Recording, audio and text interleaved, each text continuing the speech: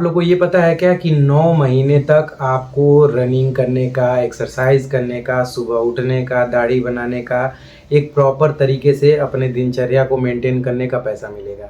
आज तक ये सब चीज़ें करते आ रहे हो आप लोग। आप लोगों के लिए ये चीज़ नया नहीं है, लेकिन इसका पैसा आज तक आप लोगों को नहीं मिलता था। मैं बात कर रहा हूँ यूपी पुलिस के ट्रेनिंग के बारे में। ऐसा इस वजह से क्यों कह रहा हूँ? ऐसा इस वजह से भी कह रहा हूँ क्योंकि आप लोग सुने होंगे कि जो आपकी ट्रेनिंग होने वाली है वो अब 6 महीने के बजाय 9 महीने होगी। बहुत सारे बच्चे ये सोच रहे हैं, अरे यार 9 महीने में तो हालत ख़राब हो जाएगी, ये हो जाएगा, वो हो जाएगा। हालत ख़राब होती है यूपी पुलिस की ड्यूटी करते टाइम। बहुत ही हेक्टिक ड्यूटी है, कभी 12 घंटा करना पड़ जाता है, कभी 8 घंटे में ही फ्री हो जाओगे, कभी 4 घंटे में ही हो जाओगे।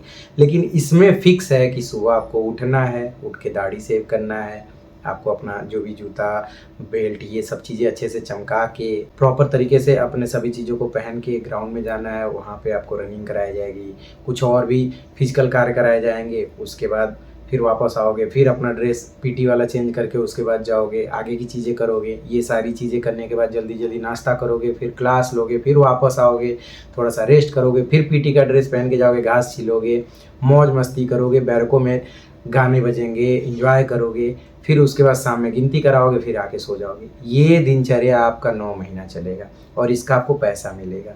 तो इससे डरने की ज़रूरत आपको बिल्कुल नहीं है। ये चीज़ें क्यों कराई जा रही हैं? क्यों 6 महीने की जगह पे 9 महीने ट्रेनिंग कराई जाएगी?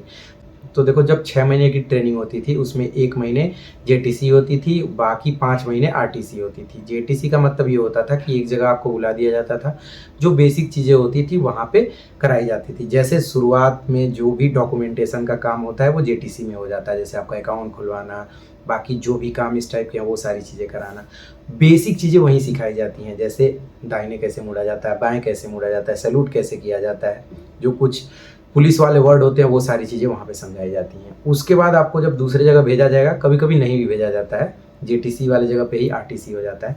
वहाँ से असली शुरू होता है युद्ध, यानी कि ये प्रैक्टिस होता है, उसके बाद वहाँ से प्रॉपर तरीके से सिखाया जाता है। और इन सब चीज़ों को मतलब सुबह से शाम तक का आपका फिक्स टाइम टेबल रहेगा कि इस टाइम ये करना है, इस टाइम ये करना है, इस टाइम ये करना है। वहाँ एक बॉन्ड बनता है कि किस तरीके से हम बाहर लोगों के साथ रहेंगे, हमारे नेचर वाले लोग कैसे हमसे दोस्ती कर लेंगे। बाद में जब 6 महीने बाद या 9 महीने बाद आप वहाँ से हटोगे तो उनके लिए रोओगे, और इन सब चीज़ों का आपको पैसा मिलेगा। तो शुरू के 9 महीने मतलब शुरू के 6 महीने आपको आराम मिला था, अब शुरू को 9 महीने आपको आराम मिलेगा। मतलब एक तरह से कह लो कि बैठ के सैलरी मिलेगी। वो अलग चीज़ है कि इतना चीज़ तो आपको करना पड़ेगा और बहुत ज़रूरी होता है। जब मैं आपको बताऊँ कि जब मेरे भाई का ट्रेनिंग हो रहा था उस समय कंडीशन ऐसा था कि उसकी हालत ख़राब हो जाती थी, इतना तगड़ा ट्रेनिंग होता था। तो तब लगता था कि यार बॉर्डर पे गोली थोड़ी चलवाएँगे, लेकिन अब पता चलता है कि कभी-कभी 12 घंटे खड़े ड्यूटी देनी पड़ती है, तो शरीर पे थोड़ा-सा भी असर नहीं पड़ता है। ऐसा क्यों? ऐसा इस वजह से कि शुरू के 6 महीने में आपको ऐसे माहौल में ढाल दिया जाता है ना कि आप हर परिस्थिति के लिए तैयार होते हो। तो बहुत ही बेहतर होगा कि 6 महीने की जगह पे 9 महीने की ट्रेनिंग होती है। 9 महीने आपको एक जगह आराम से रहना, आराम से आपको पैसे मिलते रहेंगे। बाकी वही है ना कि हमारे हाथ में कुछ है ही नहीं, तो हम बदल भी क्या सकते हैं? वो 6 महीने कराएँगे तब भी करना पड़ेगा, वो 9 महीने कराएँगे तब भी करना पड़ेगा। बाकी ट्रेनिंग को लेके बहुत ज़्यादा परेशान ना होइए, सब इसीलिए जेटीसी कराया जाता है। तो अब जब 9 महीने की ट्रेनिंग होगी तो शुरू के 3 महीने हो सकता है जेटीसी हो।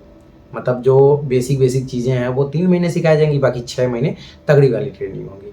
रिज़ल्ट तो आपको अच्छे से पता है कि आज है 25 तारीख और लगभग 3 से 4 दिन के अंदर फाइनल रिज़ल्ट आ जाएगा। तो खुद को उस कंडीशन के लिए ढाल लो भाई।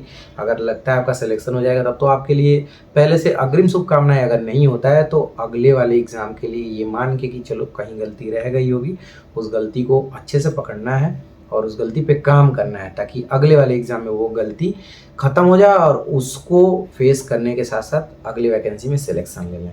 बाकी तो रिज़ल्ट का इंतज़ार कर ही रहे हो, डॉक्यूमेंट आप अपना रेडी करके रखना, ये नहीं कि जब सब चीज़ हो जाएगा तब रेडी करेंगे। अगर आपको लगता है कि आप सेफ ज़ोन में हो तो, और रनिंग ज़रूर करते रहना। देखो, बहुत ज़्यादा चीज़ों को अंडर एस्टिमेट करना भारी पड़ जाता है।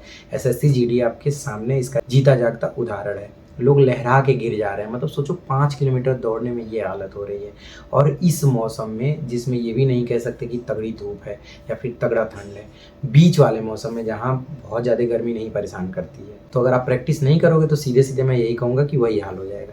तो प्रैक्टिस रोज़ करो भाई, लड़के हो या लड़कियां हो, प्रैक्टिस से ही आपको सफलता मिलेगी। 4800 मीटर बहुत कम रनिंग नहीं होती है, इसको बहुत हल्के में लोगे तो आपके साथ हल्कापन हो जाएगा, ठीक है। बाकी अच्छे से रनिंग करो, रिजल्ट बहुत जल्द आएगा। मिलते हैं उसी दिन फिर, और दिवाली अच्छे से मनाना। मैं और एक चीज़ और आपको सजेशन दूंगा, जो कि अभी तक हर वीडियो में देते आया हूँ, अपना ध्यान रखना, लड़ाई झगड़ा मत करना, गाड़ी हिसाब से चलाना, गांव से थोड़ा सा दूर रहना, एफआईआर से एफआईआर दर्ज नहीं होना चाहिए। मैं मानता हूँ आप शेर हो, लेकिन इस समय भीगी बिल्ली बन के बने रहो, और वो आपके पूरे ज़िंदगी के लिए फ़ायदा करेगा। वीडियो अगर पसंद आया होगा तो वीडियो को लाइक करिएगा, चैनल को सब्सक्राइब करना मत भूलिएगा। मिलते हैं अगले वीडियो में, तब तक के लिए अपना ध्यान रखिएगा। Bye bye.